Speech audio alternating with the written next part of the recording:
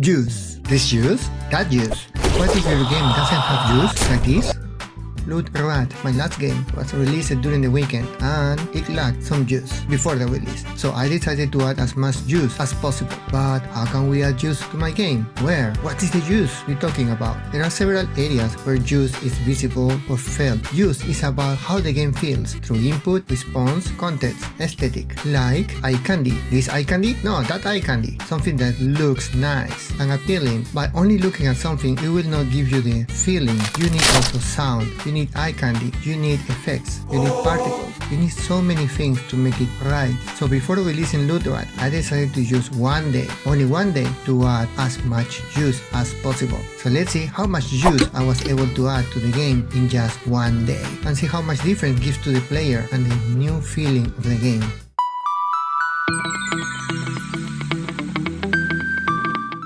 First, there are many ways to give eye candy. You can squash things, you can add particles, you can do screen shakes, screen transitions, sound effects. Sometimes it's about hit lags. So there are so many things we can add to the game. Squash? Yes, we need to exaggerate some movements. I don't have the time to animate every single sprite in the game, so I need to squash some of those. Or like, for example, this creature or this one. Exaggerating the squashing will grab the attention of the player. There was one thing I tried to do in my last game, but I didn't have the time, and it was more about particles. In my previous game, Space Bug Wars, I wanted to break the bugs into multiple pieces, but I didn't have time to do that, so I just only add particles. This time we are gonna do it. So the first thing I thought was, let's use ChatGPT. ChatGPT, can you write me a program for monogame in C# that will break up a texture and explode it in multiple particles all around? Can you do it? I got many responses like this and that, and after 1 hour it didn't work. All the particles were not moving or moving down or not doing anything, nothing special. So bye bye ChatGPT, I throw you away for now. Maybe ChatGPT 5 can do it. It gave me some structure and ideas, but nothing worked as I wanted. So I spent another hour writing a new program, and this one explodes any texture into multiple pieces, and this is the output. It feels more interesting to see the monster exploding than just scrolling down. And this is how it used to look like, how enemies died in the game. It was quite boring. All the enemies died the same way and made the same sound, so it was quite boring.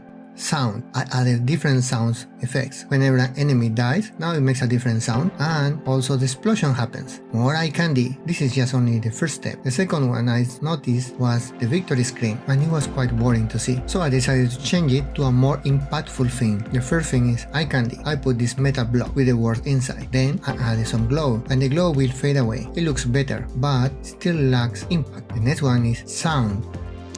Oh yes. With this sound, it feels a lot better, it grabs my attention. But what if we use the particle system that we use for the enemies also into the victory screen?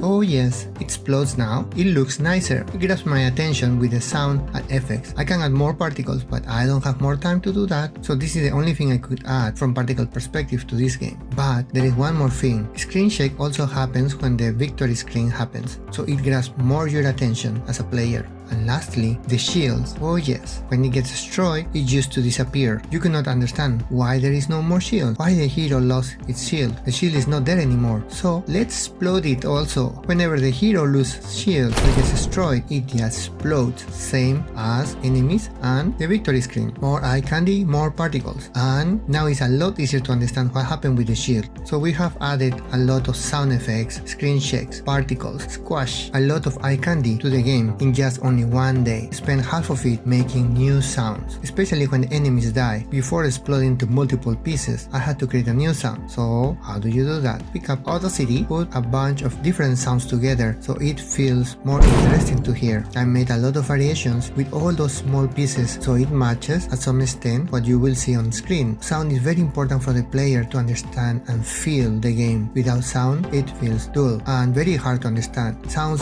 bring a lot of life to the game. Don't forget to add sounds pause and work hard on it. Usually sound is one of the last things we add to the games, but it's extremely important for the feeling. Besides, eye candy alone cannot give you the feeling of the game, especially when things are very heavy, strong or powerful. So don't forget, if you want to add more feeling to your games, you need to think about squashing sprites, add particles, screen shakes, screen transitions, sound effects, and depending on the game, you can have hit lags. So you have to make every animation very quick and fast. For the next game, I will focus more on automating game juice. Game juice is so important for games. The more game juice you have, the more refined your game will feel. So my next game is gonna be about juice. I'm gonna focus on juice. The first game focus on making all the different parts that will automate the loading of data, managing large amount of data, which I use into this second game, LootRat. In LootRat, I focus mainly on user interface. There are a lot of components. Drag and drop is one of the most tedious ones to do. Keep control of your items, keep control of what the user can see on screen, make sure that the user can navigate through the menus, and in this one, I created this particle effect, can be used to break up any texture into multiple pieces. So it's very useful for any new game. So I need to extract this process now and make it a common component. This similar pattern can be used in Unity, Godot, Unreal 3D, or any other platform.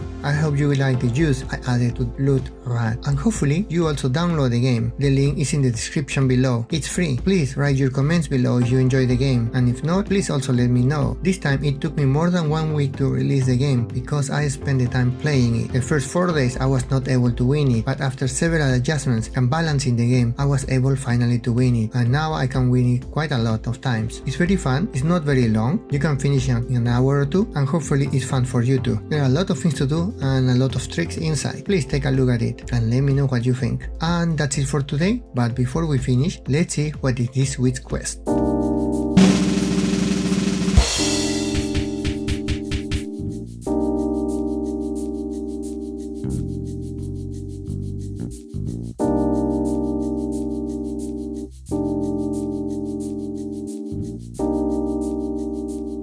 If you like this video, click like and subscribe and the notification bell so you don't miss the next episode. See you next week.